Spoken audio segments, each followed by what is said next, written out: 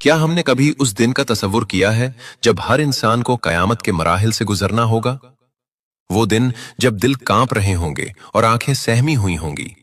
वो लम्हा जब पुले सिरात, जो तलवार से ज्यादा तेज और बाल से ज्यादा बारीक होगा, हमारे सामने होगा। क्या हम जानते हैं कि उस पुल पर सबसे पहले कौन गुजरेगा? वो कौन होंगे जो अपनी उम्मत के लिए रास्ता हमवार करेंगे?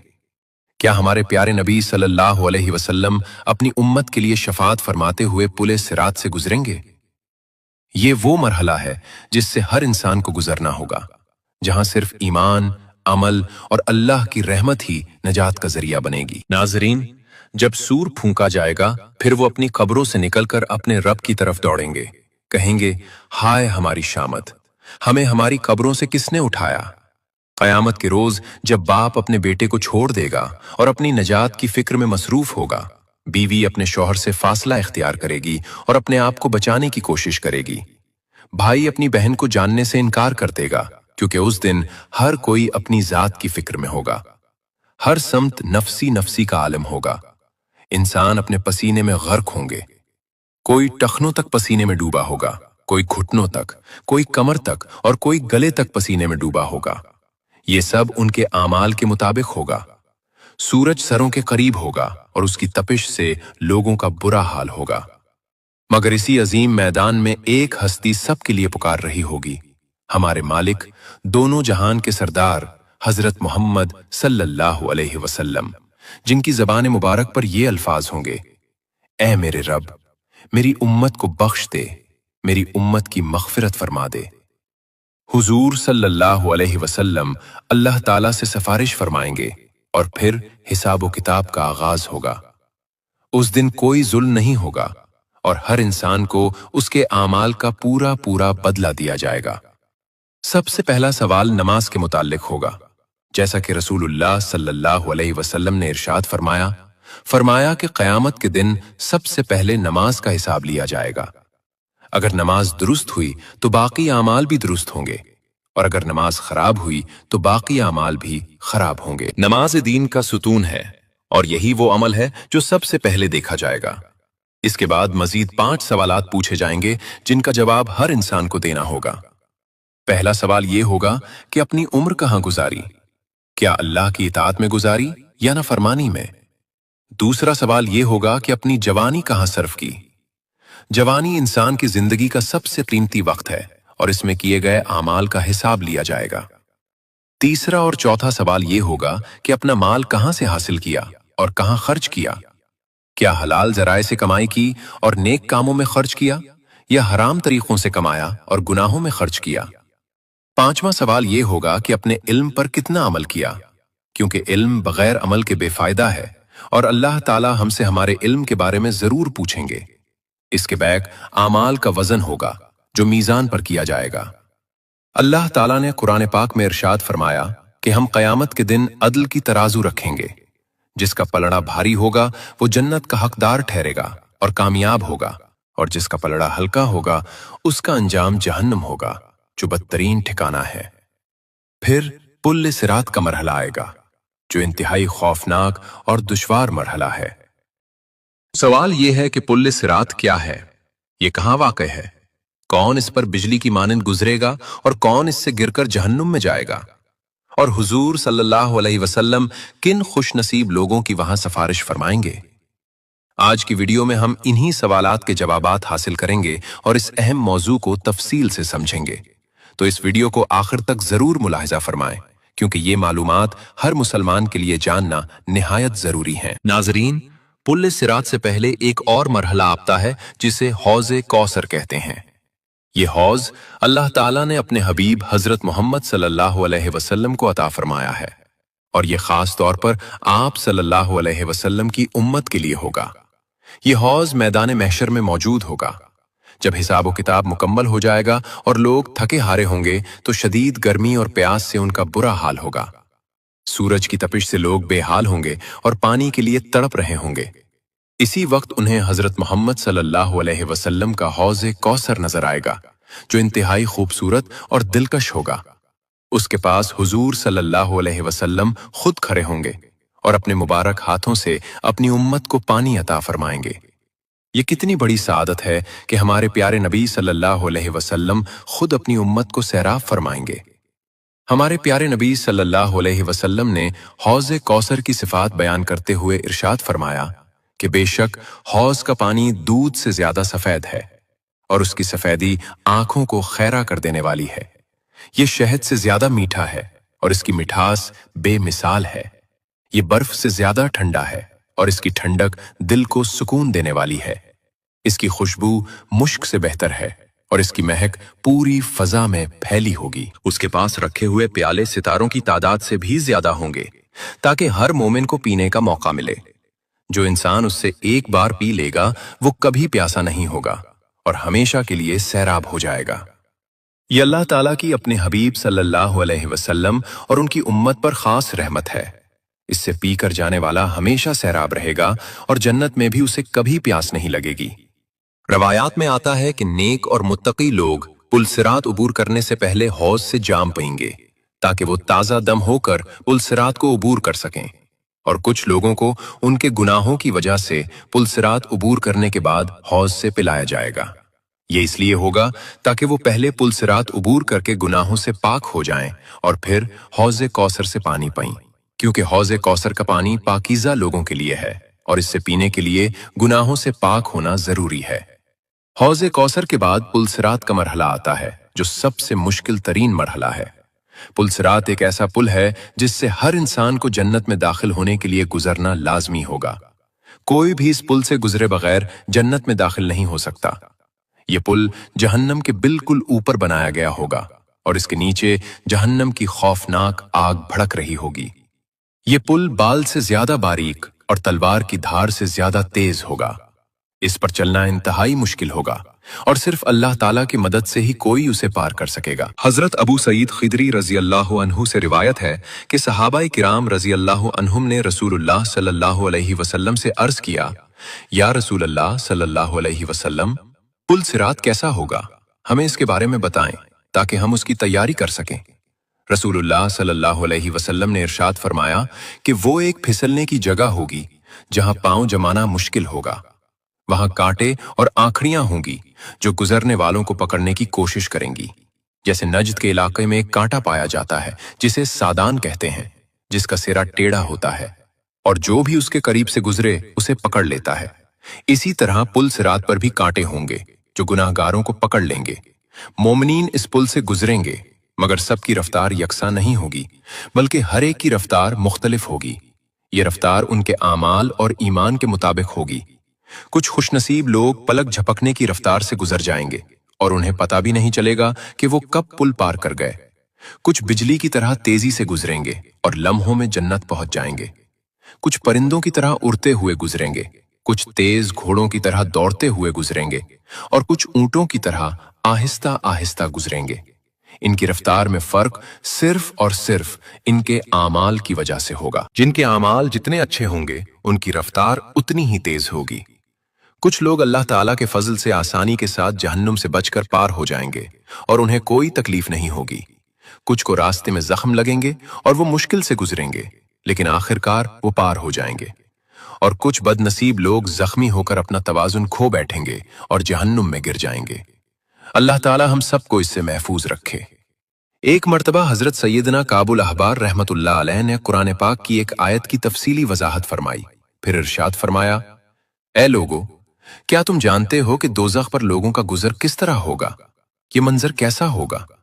फिर खुद ही इरशाद फरमाने लगे कि जहन्नुम लोगों पर ऐसे जाहिर होगी गोया चर्बी की एक तह जमी हुई हो जो ऊपर से ठोस नजर आती है मगर अंदर से बहुत खतरनाक है।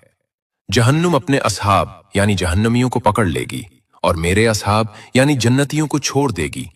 फिर जहन्नुम में जाने वाले उसमें गिरते चले जाएंगे और जहन्नुम उन्हें इस तरह पहचान लेगी जैसे कोई बाप अपने बेटे को पहचानता है। कोई गलती नहीं होगी और हर शख्स को उसके मकाम पर पहुंचा दिया जाएगा।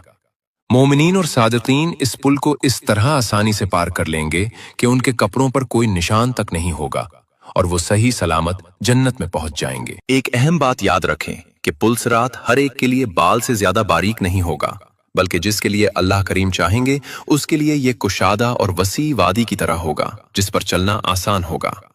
जैसा कि हजरत सैयदना सईद बिन अबी हलाल रहमतुल्लाह ताला ने इरशाद फरमाया कि मेरे पास ये रिवायत पहुंची है कि क़यामत के रोज पुल सिरात कुछ गुनाहगार लोगों पर बाल से भी ज्यादा बारीक होगा और उनके लिए गुजरना मुश्किल होगा, जबकि कुछ नेक लोगों के लिए ये कुशादा वादी की तरह होगा जिस पर वो आसानी से चलकर गुजर जाएंगे।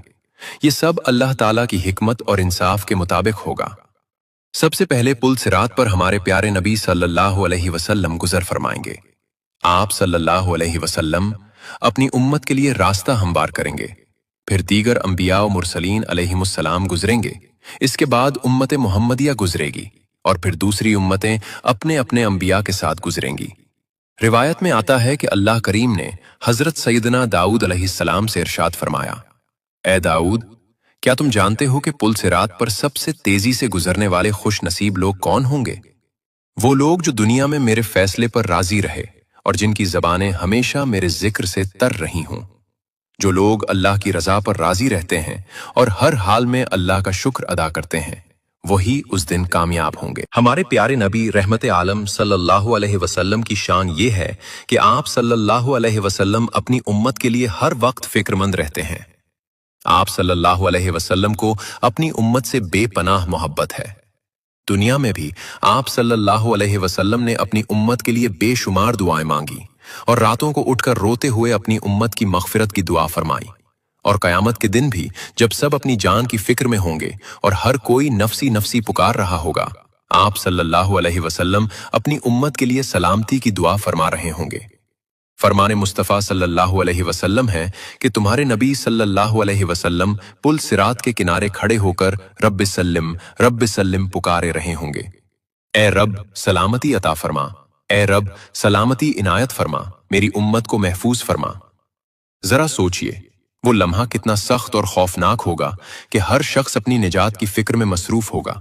कोई किसी की मदद नहीं कर सकेगा मगर हमारे प्यारे आका सल्लल्लाहु अलैहि वसल्लम अपनी जान की नहीं बल्कि अपनी उम्मत की सलामती की फिक्र कर रहे होंगे और हमारे लिए दुआ फरमा रहे होंगे।